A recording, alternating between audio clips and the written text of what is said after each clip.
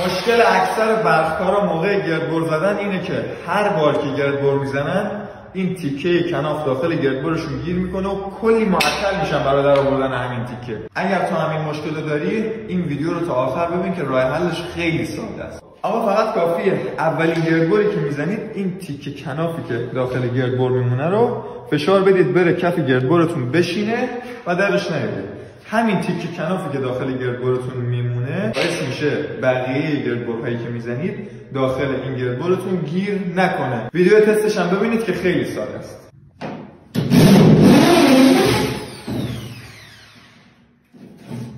دیگه تیکه کناف داخل گردبرتون گیر نمیکنه. با دستتون برشید. تو پستای قبلی بهتون گفتم که چجوری گردگیر برای گردبرتون بسازید که موقع گردبر زدن سر و صورت و لباساتون خاکی نشه.